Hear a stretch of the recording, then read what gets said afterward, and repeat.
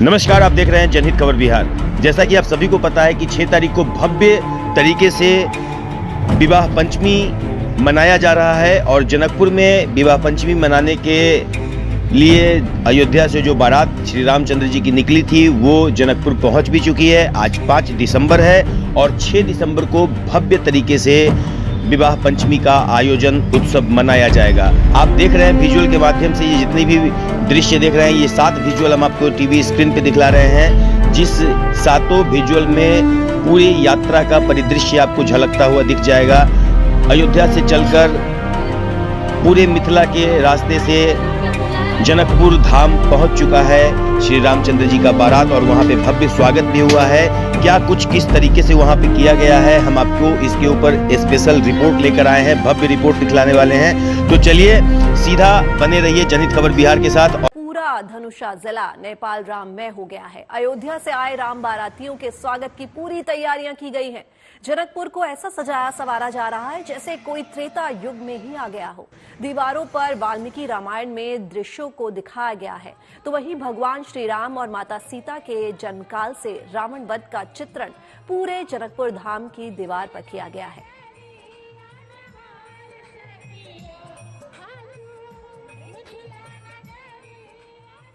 पौराणिक कथाएं कहती हैं कि अनेकों प्रयास के बाद जब राजा जनक मां सीता के लिए एक वर नहीं तलाश पाए, तब श्री राम ने भगवान शिव का धनुष तोड़कर स्वयंवर की शर्त जीती और साथ ही जीत लिया मां सीता का दिल और बन गए मां सीता के जीवन साथी। तो समझिए विवाह पंचमी की दिव्य तिथि क्यों है इतनी विशेष। तो मार्गशीर्ष शुक्ल पक्ष पंचमी को भगवान राम ने माता सीता के साथ विवाह किया था, इसीलिए इस तिथि को श्री राम विवाहोत्सव के रूप में मनाया जाता है। भगवान श्री राम चेतना के प्रतीक है और माता सीता प्रकृति शक्ति की प्रतीक है। ऐसे में चेतना और प्रकृति का मिलन होने से ये दिन काफी महत्वपूर्ण हो जाता है। इसी दिन भगवान राम और माता सीता का विवाह करवाना बहुत शुभ माना जाता है। जानकारों की माने तो इस दिन प्रेम और विवाह से जुड़ी हर छोटी बड़ी समस्या का समाधान संभव होता है। किसी वजह से जिनका विवाह अब तक नहीं हो पाया है, उनके लिए ये तिथि बहुत शुभ संयोग लेकर आई है।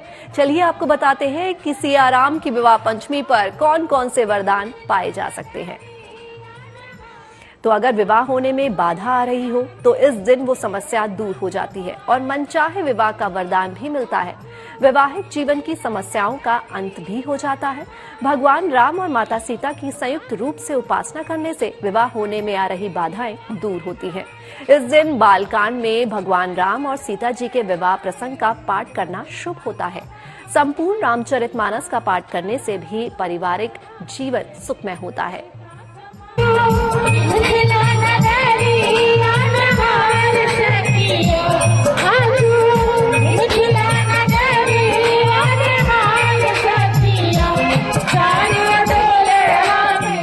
माता जानकी की नगरी जनकपुर धाम में उत्सव की रौनक है।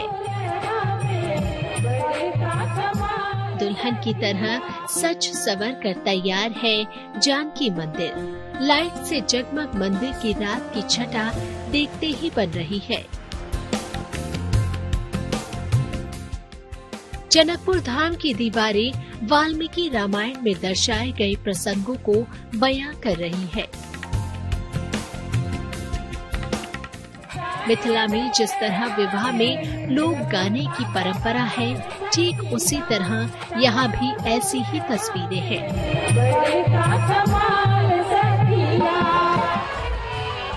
राम बारात अयोध्या से जनकपुर पहुँच चुकी है। धनुष तैयार है और अब प्रतीक्षा है तो विवाह पंचमी महोत्सव की। अयोध्या से राम बारात में मिथिला नगरी पहुंचे लोग भाव विभोर नजर आ रहे हैं। रास्ता पर जगह जगह आम जनता पब्लिक की तरह से खेत खलिहानों से आरती की थाली सजा करके भगवान राम की आरती के लिए दौड़ रहे हैं। जगह जगह दिव्य और भव्य स्वागत हो रहा है।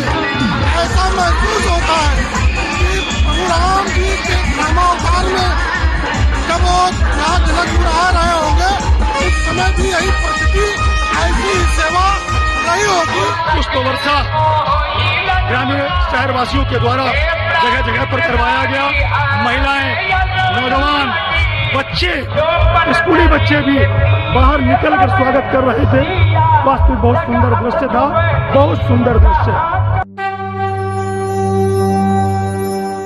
रामनगरी से राम बारात के अयोध्या पहुंचने पर जिस तरह मिथिला की परंपरा के अनुसार स्वागत किया गया, उनके मुताबिक उन्हें ऐसा आभास हो रहा है जैसे कि वो त्रेता युग में पहुंच गए हैं।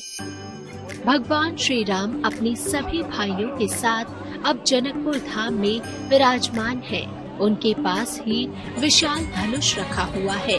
इसी धनुष को तोड़कर प्रभु श्री राम जनक नंदिनी के साथ विवाह के बंधन में बंधेंगे। अयोध्या में भगवान रामलला की प्राण प्रतिष्ठा के बाद पहली बार भगवान श्री राम की बारात नेपाल के जनकपुर पहुंची है। इसीलिए इस बार का आयोजन भी विशेष है। 6 दिसंबर को विवाह पंचमी है। मान्यता है कि इस दिन भगवान श्री राम और माता सीता का विवाह हुआ था। हर साल इस दिन सीता राम के विवाह का आयोजन होता है, जिसको लेकर भव्य तैयारियां की गई है। We have prepared extensive, comprehensive security plan for the Ram Janaki Vivaha Panchami.